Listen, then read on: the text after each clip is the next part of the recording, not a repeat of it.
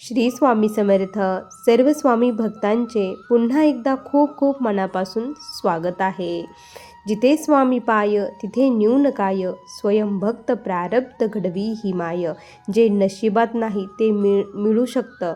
स्वामींची सेवा कशी करावी आणि स्वामींना काय अपेक्षित आहे हे सर्व काही आपल्याला या अनुभवातून बघायला मिळणार आहे. भक्ती असावी तर या ताईंसारखी अशी भक्ती करा आणि आपलं जीवन हे सुखमय बनवा. त्यामुळे हा अनुभव अगदी शेवटपर्यंत आज प्रत्येकाने बघायचा आहे की महाराजांना काय आवडतं आणि महाराज कशी भक्ती केल्यानंतर लवकर फळ देतात हे सर्व काही आपल्याला कळणार आहे.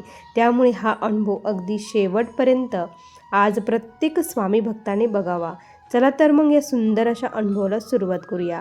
तत्पूर्वी चॅनलवर नवीन असाल तर लगेच सबस्क्राईब करा आणि तुम्ही एक लाईक आणि कमेंट केल्याबद्दल खूप खूप मनापासून धन्यवाद. 4 वाजता आपल्या ग्रुपवरती आपण लाईव्ह सेवा घेत असतो. यूट्यूब चॅनलला 12 लाख तारक मंत्राची या सेवेमध्ये देखील प्रत्येक स्वामी भक्ताने सहभागी व्हायचं आहे. ताई म्हणतात, सर्वप्रथम सर्वांना श्री स्वामी समर्थ. माझ्या जीवनाचे सूत्रधार असलेले प्रत्येक स्वामी भक्ताला अंधाराकडून प्रकाशाकडे नेणारे, ज्याचा हात स्वामी धरतात त्याला कधीच लांब लोटत नाही, अशा माझ्या स्वामी आईला कोटी कोटी प्रणाम. स्वामी भक्तांनो, आज मी तुम्हाला जे काही सांगणार आहे त्यातील एक एक शब्द हा खरा आहे. आज हृदय खूप भरून आलेलं आहे, डोळ्यातून अश्रू वाहत आहे. प्रत्येक क्षण आठवत आहे स्वामींनी माझ्यावरती किती कृपा केली. प्रत्येक भक्तांसोबत महाराज असंच करतात, आपल्याला भक्ती मार्गामध्ये आणतात आणि भक्ती मार्गामध्ये आणल्यानंतर आपण जेव्हा स्वामींशी एकरूप होतो त्यावेळेस स्वामी आपल्याला सर्व काही पापांचा नाश करून आपल्याला खरा माणूस बनवतात. खरंच खूप धन्य आहोत की आपण या ब्रह्मांडाच्या चालक मालक पालक श्री स्वामी समर्थ महाराज यांच्या सेवेमध्ये आहोत. स्वामी भक्तांनो, मी सेवेत कशी आले हे सांगायला फार आनंद होत आहे की महाराजांनी माझ्या जीवनात कसे आगमन केले. माझं माहेर हे सोलापूर असल्यामुळे अक्कलकोटला जाणं येणं फार असायचं. पण आमच्या घरचे कोणी स्वामींची सेवा कधी करत नव्हतं. पण माझं लहानपणापासून स्वामींकडे एक वेगळंच आकर्षण होतं. कुठेही स्वामी दिसले की मी श्री स्वामी समर्थ महाराज म्हणायचे. वडिलांसोबत खूप वेळेस अक्कलकोटला जाणं आमचं झालं, त्यामुळे मला खूप छान वाटायचं आणि महाराजांची भक्ती तेव्हापासूनच जडलेली होती. पण मी काही फार करत नव्हते. शिक्षण कंप्लीट झालं आणि त्यानंतर माझं लग्न करून देण्यात आलं. माझं लग्न झाल्यानंतर माझे मिस्टर कर्नाटक येथे एक सर्व्हिसला होते, त्यामुळे मला तिकडे त्यांच्यासोबत जावं लागलं. माझे मिस्टर तिकडे गेले आणि आम्ही विदर्भात असल्यामुळे की आमच्याकडे महालक्ष्मी फार बसवल्या जातात. तिथे खूप मोठा कार्यक्रम महालक्ष्मीचा प्रत्येक घरोघरी दरवर्षी साजरा केला जातो. आमच्या घरी देखील होत होता. त्यामुळे आम्ही दर महालक्ष्मीला मी माझ्या घरी यायचे तयारी करण्यासाठी. पण आम्ही येताना आम्हाला अक्कलकोट लागायचं, त्यामुळे अक्कलकोटला आम्ही अगोदर दर्शन घेऊन येत असायचो. पण माझ्या सासूबाई काय म्हटल्या की तुम्ही येताना अक्कलकोटला जाता, दर्शन घेता, त्यामुळे येण्यासाठी उशीर होतो, लेट होतं आणि तयारी व्यवस्थित होत नाही, तर तुम्ही पुढच्या वर्षी अक्कलकोटचं दर्शन न घेता डायरेक्ट यायचं आहे, असं सासूबाई म्हटल्या. आणि मिस्टरांचाही महाराजांवरती विश्वास नव्हता, त्यामुळे तेही ठीक म्हटले. पण माझ्या मनात कुठेतरी ते पटलं नाही. पण काय करणार, आता सर्वांसोबत मलाही हो म्हणावं लागलं. आणि मग पुढच्या वर्षी काय झालं स्वामी भक्तांनो की आम्ही निघालो. मनामध्ये तेच होतं महाराजांचं की आज दर्शन होणार नाही म्हणून. महाराजांशी खूप मी रडत होती, मनामधून विनवणी करत होती की स्वामी, तुमचं दर्शन मला घ्यायचं आहे, काहीतरी करा, काहीतरी प्रचिती द्या, काहीतरी चमत्कार करा, मला तुमच्या जवळून जायचं नाही, दर्शन घेऊनच जायचं आहे, असं मी म्हणत होती. आणि आम्ही अक्कलकोट जवळजवळ आलो तसं माझं मन भरून येत होतं. महाराजांच्या दर्शनाची ओढ ही खूप लागली होती. नकळतपणे मी मिस्टरांना म्हटले की आपण दर्शन घेऊन जाऊ का? मिस्टर म्हटले, नाही, आईनी काय सांगितलं, येताना आपण दर्शन घेऊन जाऊया, पण आता नको, आपल्याला पुन्हा लेट होईल आणि आई पुन्हा रागवेल. मिस्टर असं म्हटले. मग आमची गाडी सुरूच होती. आम्ही जात असताना काय झालं की जे काही रेल्वे आहे ते रेल्वेचं गेट बंद होतं. रेल्वेचं गेट बंद असल्यामुळे आमची गाडी तिथे थांबली. माझा जप मनामध्ये सुरू होता आणि मग ज्यावेळेस रेल्वे येऊन गेली, गाडी पुढे निघाली. सर्वांच्या गाड्या जाऊ लागल्या. आमची गाडी आली आणि मध्येच जाऊन थांबली.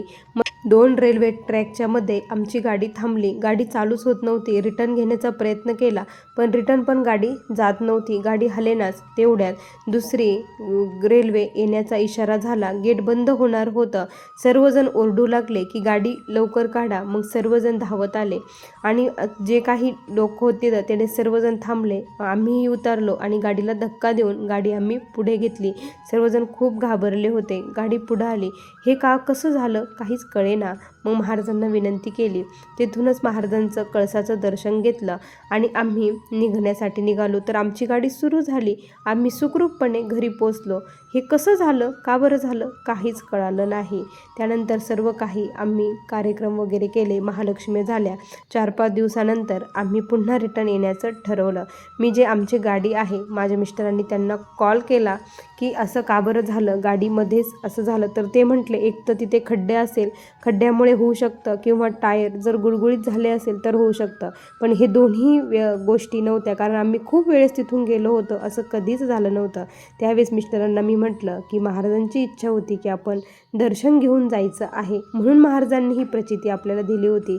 तुम्ही असं करायला नव्हतं पाहिजे, आपण दर्शन घेऊनच जायला पाहिजे होतं.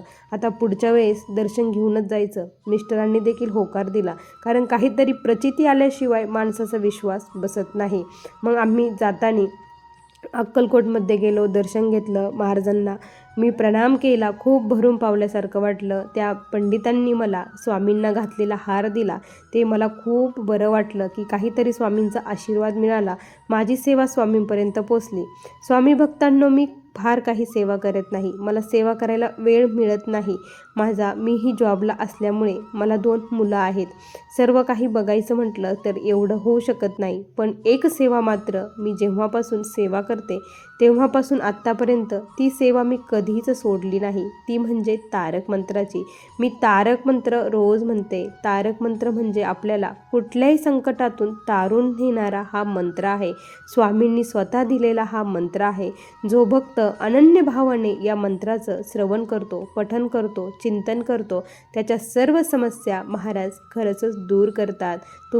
मी तुम्हाला माझा याबद्दलचा एक सुंदर असा अनुभव आता तुम्हाला मी सांगते. स्वामी भक्तांनो, आम्ही ज्या घरामध्ये राहत होतो ते घर मला घेण्याची प्रचंड इच्छा होती की ते घर माझं व्हावं म्हणून. कारण आम्ही तिथे राहत होतो, तिथला एरियाही खूप चांगला होता आणि जवळच स्वामींचा मठ होता. मी स्वामींच्या मठामध्ये जायची आणि तिथे रोज सकाळी पूजा करायची. पूजा करणे म्हणजे काय की काहीच नाही की तारक मंत्र बोलायची आणि साफसफाईचं काम करायची. झाडून घेणं, लादी पुसणं, त्याचबरोबर महाराजांसाठी फुलं वगैरे देणं, की जे काही भांडे पूजेचे होतात अभिषेक झाल्यानंतर ते भांडे स्वच्छ करणं, सडा रांगोळी करणं, ह्या सेवा मी करत होती. आणि मला कधी वेळ जायचा कळतच नसायचं. 4ला उठून घरचं आवरून मी 5 वाजता मठामध्ये असायची. खूप छान सेवा महाराज माझ्याकडून करून घेत होत्या. आणि मग मी संकल्प घेतला की तारक मंत्र आता मी म्हणणार. रोज 1000 वेळेस तारक मंत्र मी म्हणते. महाराज, हे घर मला पाहिजे आहे, कारण तुमच्या चरणापासून मला लांब जायचं नाही. इथून जर मी गेले तर मला काहीच खरं नाही. माझ्या मिस्टरांची बदली देखील होऊ देऊ नका, आम्हाला इथंच सेटल करा, असं स्वामींना विनंती केली. तारक मंत्र पठणाला सुरुवात केली. आता वेळ फार काही मिळत नव्हता, पण मी स्वामी भक्तांनो, महाराज मला रात्रीचे 2-2:30 वाजता उठून द्यायचे. 3 वाजता आंघोळ वगैरे करायची, देवपूजा करायची. 3:30 वाजता बसले तर 6 वाजेपर्यंत, 3:30 ते 6पर्यंत महाराज माझ्याकडून तारक मंत्र बोलून घेत होते. ही शक्ती कुठून येत होती मला माहीत नाही, पण मला दिवसभर थोडा देखील कंटाळा, आळस, जांभळी काहीच नाही. उलट मी खूप फ्रेश असायची. रात्री देखील झोपायला मला 10-12 वाजायचे, तरी देखील 2-3 तासाच्या झोपेमध्ये मी एकदम फ्रेश असायची. ही शक्ती कशी येत होती मला माहीत नाही. महाराजांनी ही सेवा माझ्याकडून निरंतरपणे स्वामी महाराज करून घेत राहिले. आणि काय आश्चर्य स्वामी भक्तांनो, 2-3 महिन्यामध्येच आमचं जे मी स्वप्न बघितलं होतं, जे महाराजांकडे मागितलं होतं तेच झालं. जे आमचे ओनर होते त्यांनी सांगितलं की आम्हाला हा फ्लॅट विकायचा आहे, कोणी गिऱ्हाईक असेल तर सांगा. मला प्रचंड आनंद झाला. मी म्हटलं आम्हालाच घ्यायचं आहे. तर त्यांनी आम्हालाच घ्यायचं म्हटल्यानंतर त्यांनी पैसे देखील खूप कमी केले आणि आमचं जेवढं बजेट होतं त्या बजेटमध्ये तो फ्लॅट आम्हाला मिळाला. खूप आनंद झाला. महाराजांच्या सेवेने अशक्य असणारी गोष्ट शक्य झाली. असंच माझ्या मुलीचं ॲडमिशन देखील होत नव्हतं. त्यासाठी देखील मी संकल्प केला आणि तारक मंत्र म्हणायला सुरुवात केली. आणि माझी मुलगी म्हटली की आई तू खूप महाराजांचं करते, तुझ्या स्वामींना सांग मला इंजिनिअरिंगलाच जायचं आहे, असा तिचा अट्टहास होता.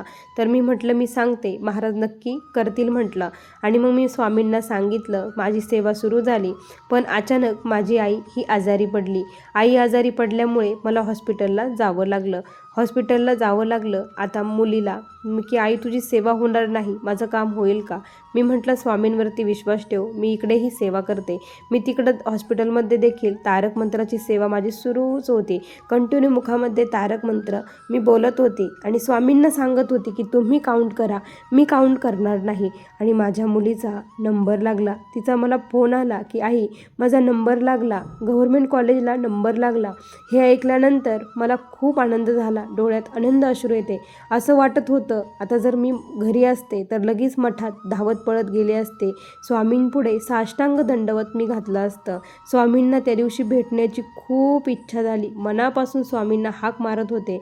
डोळ्यातून अश्रू होते आणि मी तिथेच हॉस्पिटलमध्ये बसलेली होती. अचानक तिथल्या ज्या साफसफाई करतात त्या मावशी आल्या आणि त्या म्हटल्या की तुम्ही आज खूप नाराज दिसत आहे, काय झालं? तर मी म्हटलं काय नाही, थोडंसं बोर होतं आहे. तर त्या काय म्हटल्या की चला आपण इथे जवळच गणपती मंदिर आहे, त्या मंदिराचं दर्शन घेऊन येऊया, म्हणजे तुम्हाला थोडंसं बरं वाटेल. आणि इथे माझे भाऊ देखील आलेला होता. तर मी त्याला विचारलं की मी जाऊ का? तो म्हटलं ठीक आहे तू जाऊन ये. आणि मग मी त्या मावशीसोबत गेली.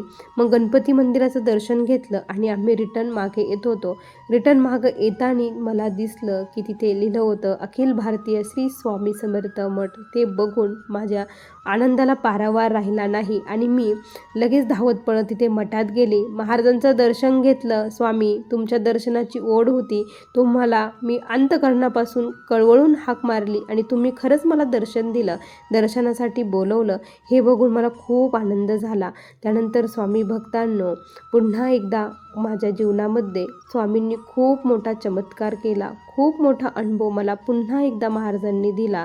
तो असा सप्ताह बसणार होता. सप्ताहाची सर्वत्र तयारी चालू होती. मला खूप आनंद. पण अचानकपणे काय झालं मला माहीत नाही. माझा पाय प्रचंड दुखू लागला. इतका दुखत होता मला मांडीच घालता येत नव्हती. इतका पाय प्रचंड दुखू लागला.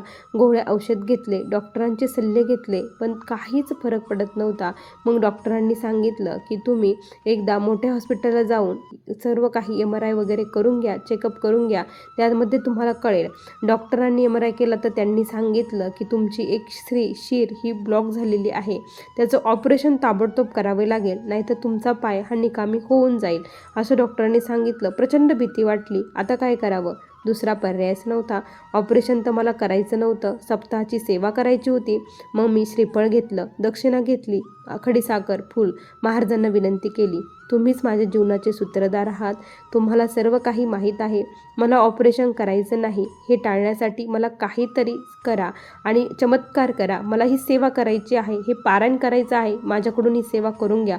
खूप रडली मठामध्ये जाऊन, खूप म्हणजे खूप. तिथे बसून 108 वेळेस तारक मंत्र पठण केला. डोळ्यातून 1 मिनिटसुद्धा अश्रू मी थांबवले नाही. पाय लांब धरला होता. महाराजांना सर्व काही सांगितलं. त्यानंतर घरी आली. घरी येऊन पुन्हा सेवा सुरू केली. आता मांडी घालून बसता येत नव्हतं, तर मी अगरबत्ती देवापुढे लावली. त्यानंतर सोप्यावरती बसली आणि तारक मंत्र पठण करायला सुरुवात केली. जो नित्यनियम होता 1000 तो जप मी करू लागली आणि जी काही विभूती पडली होती ती माझ्या गुडघ्याला मी लावली. आणि काय आश्चर्य स्वामी भक्तांनो, अशक्य ही शक्य करतील स्वामी.